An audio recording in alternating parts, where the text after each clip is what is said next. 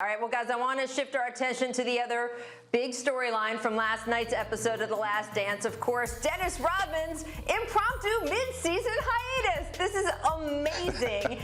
Pippen coming off surgery. Rodman had to play it straight for such a long time, but when Pip finally came back, Rodman got the approval from Phil Jackson to go on a bender in Las Vegas for what was supposed to be 48 hours. Ended up being a little longer than that. Paul, I cannot imagine another player in the history of basketball getting that kind of hall pass from MJ and Phil.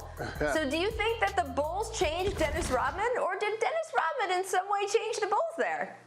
I absolutely believe that Dennis Rodman changed the Bulls. You know, in a system where you have great leadership, great coach, people who are very demanding of your practice habits, of your nightlife, you know, you have to give way to what Dennis Rodman brought to the court. Dennis was always going to be Dennis.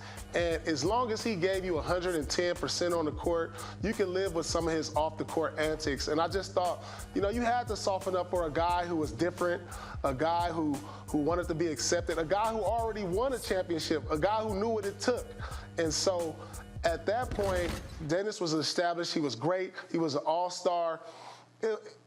Everybody knew how Dennis was off the court. And if he needed a break, you kind of backed off. And that's great coaching, and that's great leadership by the Bulls, because they knew their players. They was like, you know, we don't want a guy being all frustrated or going through some things throughout the season that's going to affect his play.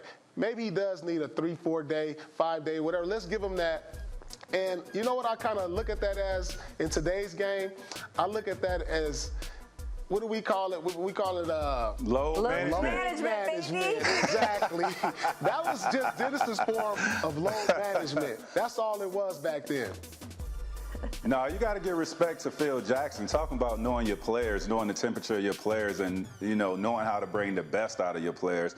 Go ahead, man. Take a couple of days off, because they know when he's on that floor in between those lines, he's giving 110%. But I don't think the Bulls changed Dennis Rodman.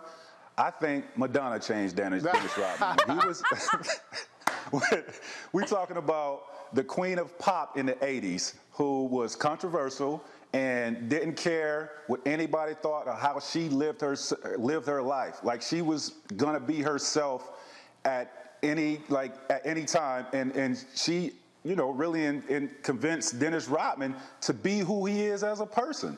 Like, Dennis in Detroit, we hear he didn't drink, he didn't do none of that crazy stuff, he didn't dye his hair, no tattoos and all of that. He didn't have that in Detroit. When he got to San Antonio, he met Madonna.